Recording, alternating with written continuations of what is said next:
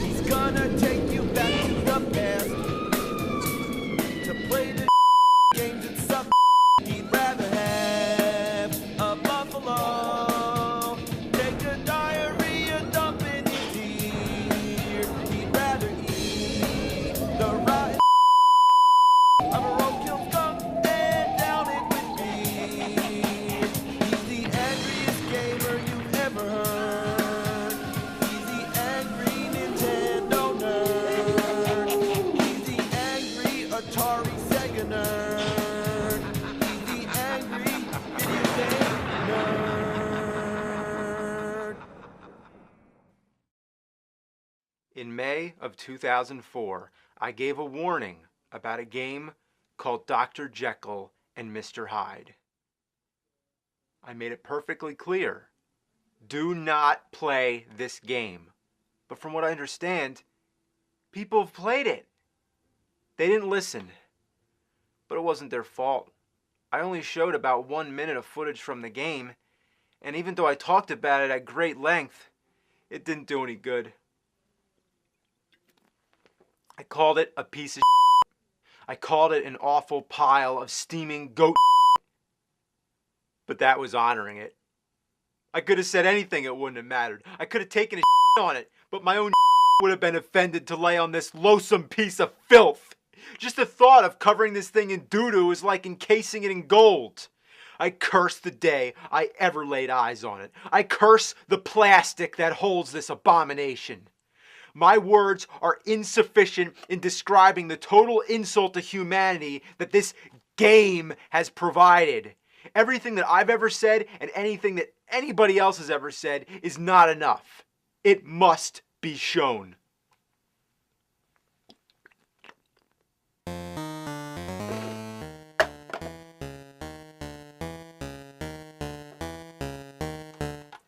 What's up with the guy on the cover anyway? He looks more like Two-Face. You know, I wonder where this guy is today.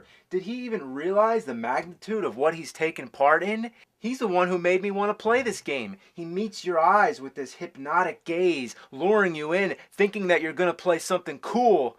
But really, you've just been fooled. Like biting into chocolate-covered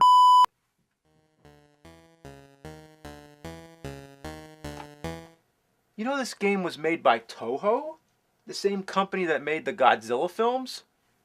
No wonder Godzilla's been extra off lately. You know that the proper pronunciation is Jekyll? That's what the author of the novel insisted, Robert Louis Stevenson, but only the first sound movie got it right, which was the one starring Frederick March. And every movie since then said Jekyll, and nowadays that's kind of... I know, I'm only delaying the inevitable.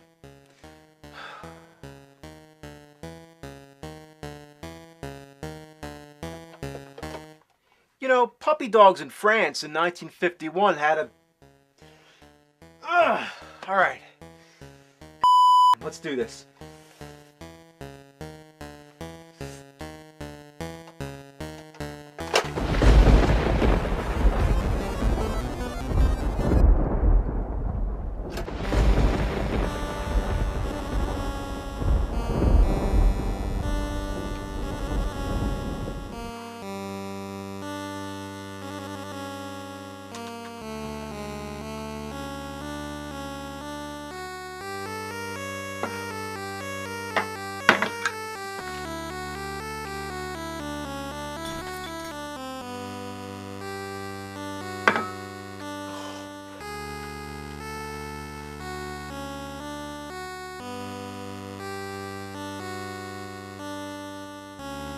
Wait a minute. That music. Okay, you ever play Rygar? You know, that action-adventure game? Well, listen to this. Sounds familiar, right? Yeah, alright, let's play some Jekyll and Hyde. Oh, God.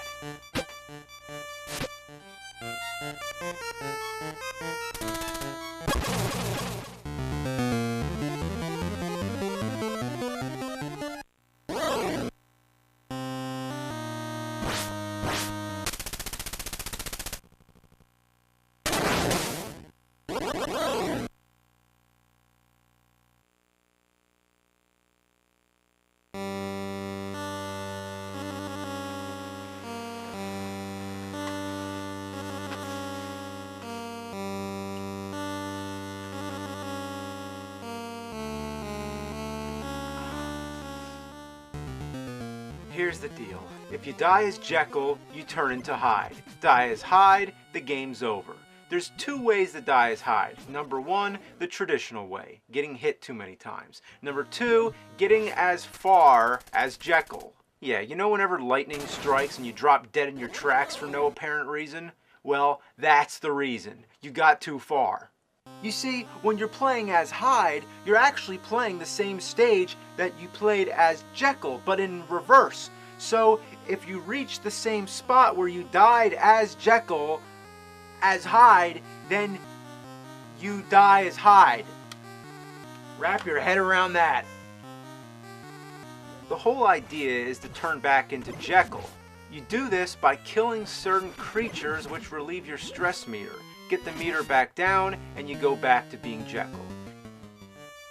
This is no town like in a Zelda game. These people don't want to talk to you, oh no. They simply want you dead. For what reason, I cannot imagine. Your only weapon is a cane, but it does nothing. When I first played this, I thought I was doing something wrong. I mean, there's got to be some explanation, right? But no, there is none. The cane has no purpose whatsoever. Why would you put a weapon in a game that you can't even use? When you're Hyde, it's like playing an entirely different game.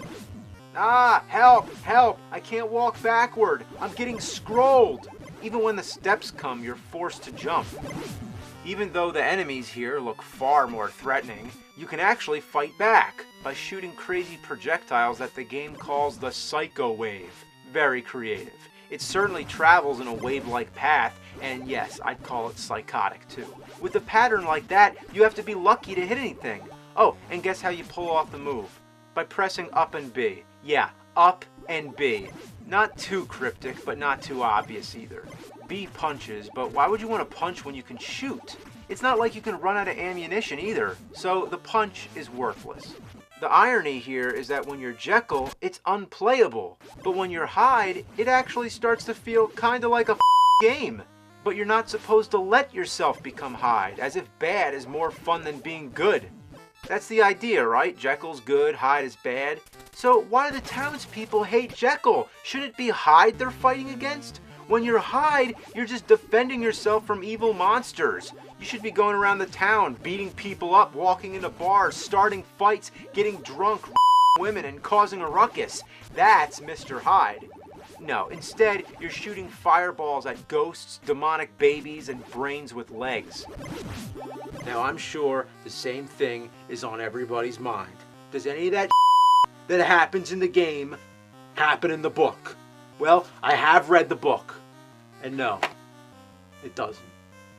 Although I can say the game is very true to the original title of the book, The Strange Case of Dr. Jekyll and Mr. Hyde, because this game is certainly a very strange case indeed.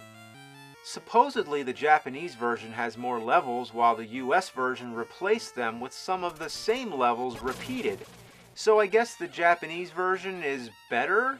Kind of like eating a skunk versus eating a skunk with a little salt on it.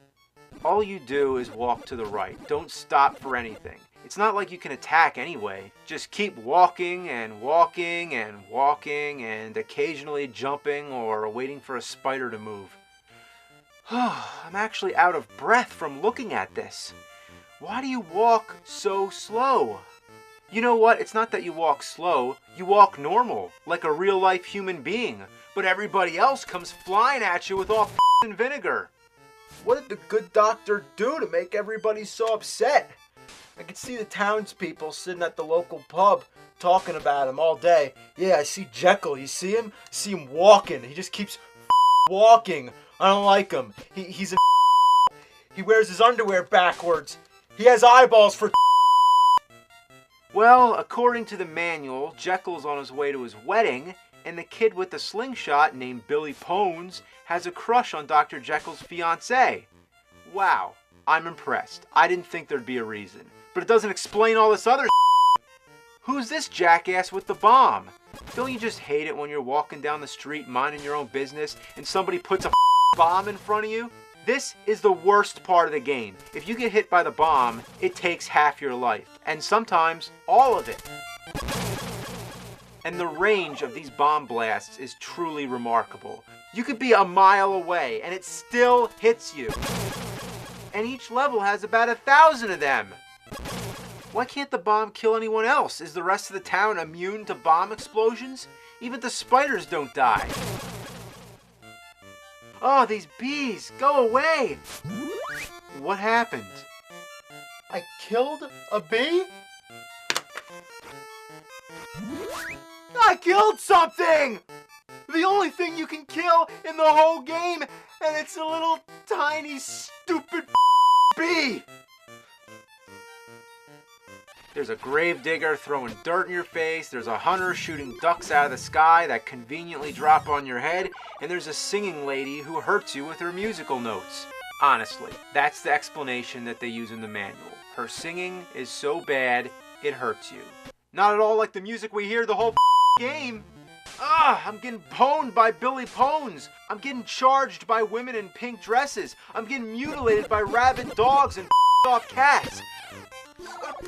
Watch out for the bird. What? It's definitely in a Nintendo game. And are the birds dog turds? Yeah, look at it. They half their own size. That's not right. Birds little white splatter pellets, not big brown coiled up poop mounds. And they never stop. Jeez. Wouldn't this be a good reason to call off the wedding? I mean, he has had quite a day. Wonder how the bride's been doing. She's probably worried about, I don't know, her dress or the color of the flowers or some. Next thing, the groom shows up covered in bomb ashes and bird. Sorry, honey, I'm late. I had quite a day. All living creatures in the whole town tried to kill me, that's all. What makes him think the church is going to be any better? Is the priest going to throw candles at him? Is Jesus going to climb off the cross and start hitting him with it? Is that statue taking a It's taking a Oh great, now there's birds into the fountain. This is perfect. Look at this picture. This sums up the whole game. When Robert Louis Stevenson wrote his story about a doctor who makes a potion that exposes his inner evil, he didn't realize that the potion would become a reality, not in the form of chemistry, but through a late 20th century interactive electronic apparatus. Awful music, dreadful graphics, unspeakable gameplay, deceptive enemies, unavoidable hazards, useless weaponry, all mixed together and calculated just right. That is a horrible concoction.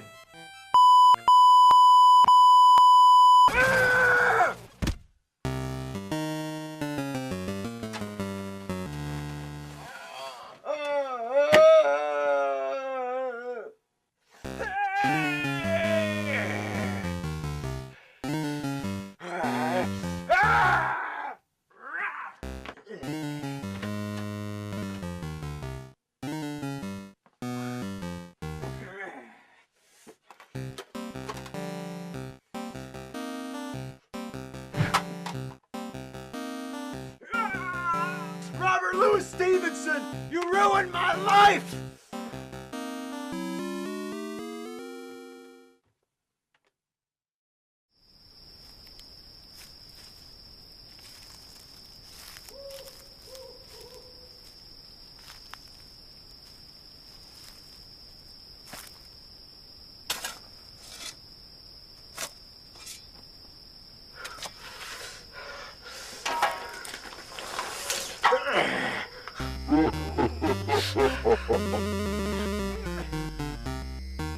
You.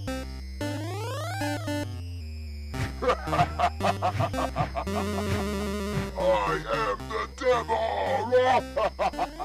Now go play some Dr. Jekyll and Mr. Hyde! No!